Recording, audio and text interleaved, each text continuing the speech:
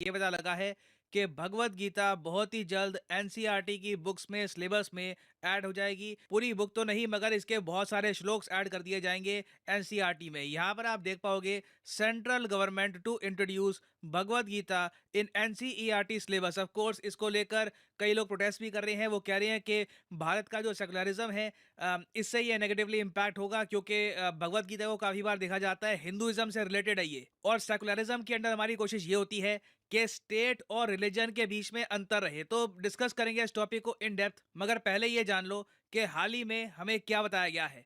Central government ने ये inform किया है लोकसभा में कि एनसीईआरटी टेक्स्ट बुक्स जो है क्लास 6 और 7 की, यहाँ पर आपको धीरे धीरे नॉलेज मिलेगी वेदास की। जो वेद है हिंदू रिलीजन में, उनकी बहुत सारी बातें यहाँ पर ऐड करी जाएगी। उसके अलावा जो 11वीं और 12वीं की टेक्स्ट बुक्स होगी एनसीईआरटी की, वहां पर हम देखेंगे कि Sanskrit shlokas with proper translation ये ऐड किए जाएंगे, और ये होंगे डायरेक्टली फ्रॉम श्रीमद् भगवद गीता। और ऐसा नहीं है कि ये सडनली किया जा रहा है। आपको याद होगा हाल ही में हमारे देश में आई थी एक नेशनल एजुकेशन पॉलिसी। तो इस नेशनल एजुकेशन पॉलिसी के पैराग्राफ 4.27 में ये बात साफ साफ लिखी है कि ट्रेडिशनल भारतीय नॉलेज, ट्रेडिशनल इंडियन नॉलेज को प्रमोट किया जाएगा, और स्टूडेंट्स को बताया जाएगा कि Indian way of doing things क्या है। इसके लिए ऑलरेडी हम देख चुके हैं कि मिनिस्ट्री ऑफ एजुकेशन में एक अलग से डिवीजन ऐड हो चुका है जिसका नाम है इंडियन नॉलेज सिस्टम्स, IKS। इसके अंडर कोशिश ये है कि जो चीजें भारतीय कल्चर का पार्ट है उसको हम एजुकेशन सिस्टम में और प्रमोट करें, क्योंकि एज इंडियंस उससे हम ज्यादा रिलेट कर पाएंगे, उस बात को हम ज्यादा आसानी से समझ पाएंगे। और हाँ, यहाँ पर मैं ऐड कर दूं कि ऐसा नहीं है कि बस यही चेंज होगा। पार्लियामेंट्री पैनल ने एनसीईआरटी को यह भी कहा है कि नॉर्थ ईस्ट इंडिया एक ऐसा पार्ट है जिसको काफी बार हमारी टेक्स्ट बुक्स में प्रॉपर कवरेज मिलती नहीं है।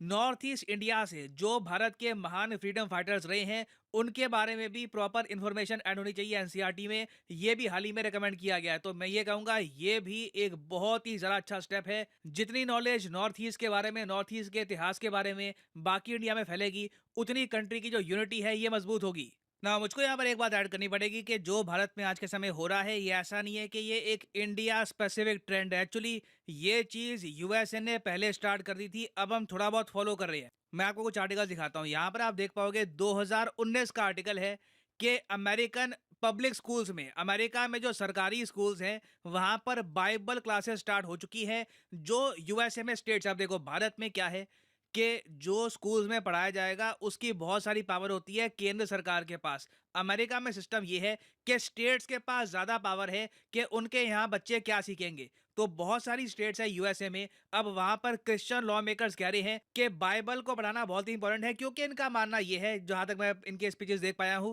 ये लोग मानते हैं कि बाइबल पढ़ाने से, रिलीजन के बारे में नॉलेज देने से बच्चे मेंटली भी जरा स्ट्रांग रहेंगे। जो आज के समय आप कह लीजिए अमेरिका में हम देख रहे हैं मेंटल इलनेसेस राइज कर रही है, इसमें भी कमी देखने को मिलेगी। और 2019 से लेकर अब 2022 में आप देखोगे बहुत सारी स्टेट्स है यूएसए में जहां पर बाइबल लिटरेसी को प्रमोट किया जा रहा है। अब देखो हमारे यहाँ ना, हम लोग ये नहीं कह रहे कि पूरी श्रीमद् भगवद गीता पढ़ो, कुछ आप कह लीजिए श्लोक ऐड किए जाएंगे 10वीं 11वीं और 12वीं क्लास की बुक्स में, मगर यूएसए में प्रॉपरली ये लोग बाइबल पढ़ाते हैं। और रीजन इसका ये लोग ये देते हैं एजुकेशन पॉइंट ऑफ व्यू से कि आप अगर इंग्लिश हिस्ट्री पढ़ोगे, इंग्लिश लैंग्वेज के बारे में पढ़ोगे, तो वहां पर बाइबल के इतने सारे रेफरेंसेस आपको मिलेंगे कि बाइबल के बारे में पढ़ाई लिखाई होना काफी इंपॉर्टेंट है, तभी आप वेस्टर्न कल्चर को प्रॉपरली समझ पाओगे। और 2019 के आसपास तो उस वक्त के जो यूएस प्रेसिडेंट थे डोनाल्ड ट्रंप, इन्होंने भी इस सब को सपोर्ट किया। यहाँ पे आप देख पाओगे ट्रम्प की ट्वीट है 2019 की कि numerous states introducing Bible literacy classes giving students the option of studying the Bible starting to make a turn back, it is great. ये टर्न बैक की इसलिए बात कर रहे हैं क्योंकि एक टाइम पर यूएसए में जो सुप्रीम कोर्ट है उसने ये सब मना कर दिया था कि स्टेट और रिलीजन के बीच में डिफरेंस होगा, स्टूडेंट्स को बाइबल नहीं पढ़ाई जाएगी। मगर अब हम देख रहे हैं कि यूएसए में 360 डिग्री टर्न हो रहा है। कई जगह कंपलसरी बाइबल को पढ़ाया जा रहा है, कई जगह स्टूडेंट्स के पास ऑप्शंस हैं कि स्कूल के बाद ये क्लासेस अटेंड कर सकते हैं जहां पर पूरी बाइबल उनको पढ़ाई जाएगी। और ये ट्रेंड सिर्फ आपको यूएस में नहीं, यूरोप, मिडिल ईस्ट, काफी जगह आपको मिलेगा। फॉर एग्जांपल इजराइल में मैं आपको बता दूं, जो हिब्रू बाइबल है इसको बहुत ज्यादा पढ़ाया जाता है। Israeli schools teach 3 times more Bible as Europe schools. Europe में भी मैं आपको बता दूं, जर्मनी, फ्रांस को छोड़कर बहुत सारे देश आपको मिलेंगे जहां पर स्कूल्स में बाइबल पढ़ाई जाती है। इवन रशिया में भी हमने रिसेंटली देखा है कि क्रिश्चियनिटी को अब ये ज्यादा पढ़ा रहे हैं स्कूल टेक्स्ट बुक्स के जरिए। तो ये ट्रेंड दुनिया भर में चल रहा है। आई मीन ऑफ कोर्स कुछ एक्सेप्शंस हैं, फॉर एग्जांपल चाइना। चाइना में ये लोग रिलीजन को स्कूल से काफी दूर रखते हैं क्योंकि कम्युनिस्ट फिलोसफी कुछ और है। मगर बाकी जगह आप देखो, चाहे वेस्टर्न कंट्रीज हो, कई ईस्ट एशियन कंट्रीज हो, वहां पर रिलीजियस स्टडीज को ऐड किया जा रहा है स्कूल एजुकेशन में। और सिंस हम इस टॉपिक पर बात कर ही रहे हैं, तो मैं आपको एक बहुत ही यूनिक एक किस्से के बारे में बताता हूँ जो यूएस आर्मी के साथ हुआ था 2009 में। देखो, बाइबल का इम्पैक्ट ना आपको ना सिर्फ अमेरिकन स्कूल्स, अमेरिकन मिलिट्री में भी आपको दिखेगा। अमेरिकन मिलिट्री की खुद की इनकी बाइबल्स होती है, बहुत सारे रिलीजियस प्रोग्राम्स होते हैं, और ज्यादातर आप देखोगे अमेरिकन आर्म्ड फोर्सेस में जो लोग काम करते हैं ज्यादातर बहुत ही रिलीजियस लोग होते हैं। तो 2009 में क्या हुआ, जब यूएसए ने उस वक्त अफगानिस्तान कब्जा रखा था, तब कुछ क्रिश्चियन ग्रुप आए। उन्होंने अमेरिका में कुछ सोल्जर्स, कुछ आर्मी ऑफिसर्स के साथ एक ऐसा प्रोग्राम बना लिया जिसके अंडर ये लोग अमेरिकन मिलिट्री बेसिस से पश्तो और दारी भाषा जो अफगानिस्तान में बोली जाती है उसमें ट्रांसलेट की गई बाइबल बांट रहे थे। इसका नाम है बगराम बाइबल प्रोग्राम। कभी इसके बारे में पढ़िएगा, विकिपीडिया पे इसका प्रॉपर पेज है। जब इसके बारे में डिटेल सामने आई कि यूएसए तो अफगानिस्तान का धर्म परिवर्तन करने की कोशिश कर रहा है मिलिट्री बेसिस के थ्रू, तो उसके बाद जो इस्लामिक कंट्रीज हैं वहां पर हाहाकार मच गया। कई इस्लामिक कंट्रीज ने प्रोटेस्ट किया। पाकिस्तान, कतर, सऊदी अरेबिया सभी बोल पड़े कि देखिए ये बहुत गलत काम हो रहा है, ये हम एक्सेप्ट नहीं करेंगे।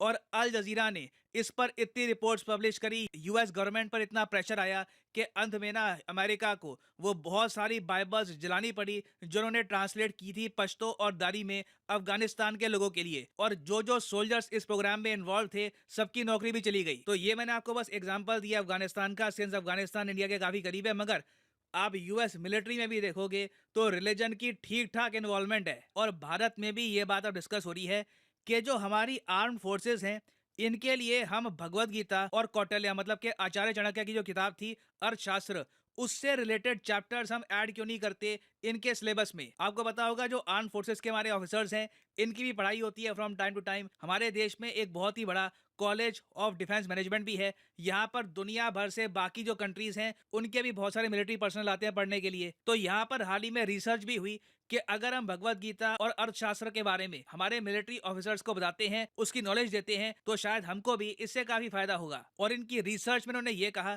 कि भगवत गीता इन पर्टिकुलर एक खजाना है विजडम का। और अपने आप में इससे एक इंसाइट भी मिलती है कि एक आइडियल सोल्जर कैसा होना चाहिए जो सिंपली अपना धर्म निभाए और साथ ही साथ मोरालिटी को भी बरकरार रखे। तो अभी देखिए इंडियन मिलिट्री में भगवत गीता इंट्रोड्यूस हुई नहीं है, मगर डेफिनेटली काफी सारे इस पर रिकमेंडेशंस आई है, बातचीत हो रही है। कोई बड़ी बात नहीं है कि इन द फ्यूचर आपको इंडियन मिलिट्री के कॉलेजेस में भी भगवत गीता से रिलेटेड चैप्टर्स मिले। और भगवत गीता के इन्फ्लुएंस की अगर हम बात करें तो दुनिया भर में बहुत सी फेमस पर्सनालिटीज हैं जिन्होंने भगवत गीता पढ़ी और उन लोगों ने खुद एडमिट किया है कि भगवत गीता उनके लिए गाइडिंग फोर्स थी। For example Shri Aurobindo, Swami Vivekananda, Mahatma Gandhi, India की महान पर्सनालिटीज ने ओपनली कहा है कि भगवत गीता उनके लिए बहुत ही बड़ा सोर्स रहा है इंस्पिरेशन का। उसके अलावा कई फेमस राइटर्स हैं लिटरेचर के वर्ल्ड से, आप देख लो ऑल्डस हक्सली, इन्होंने किताब लिखी है ब्रेव न्यू वर्ल्ड, जिस पर पता नहीं कितनी मूवीज बन चुकी है, कितने प्लेस बन चुके हैं। उसके अलावा फेमस फिलोसोफर जैसे कि डेविड हेनरी, रॉबर्ट ओपनहाइमर, जिन पर मूवी भी आ रही है, इन्होंने एटम बम की इन्वेंशन करी थी प्रोजेक्ट मैनहट्टन के अंडर। और ये काफी बार गिल्टी फील करते थे कि मैं किस पे काम कर रहा हूँ, क्या बना रहा हूँ। मगर कहीं ना कहीं इन्होंने ये कहा, भगवत गीता ने इनको धर्म के बारे में बताया कि वर्ल्ड वॉर चल रही थी, मैं अपने देश के लिए काम कर रहा था। और ओपनहाइमर आप देखोगे इन्होंने बहुत से लेख लिखे हैं भगवत गीता के बारे में। तो डेफिनेटली भगवत गीता को कोई भी स्टडी करेगा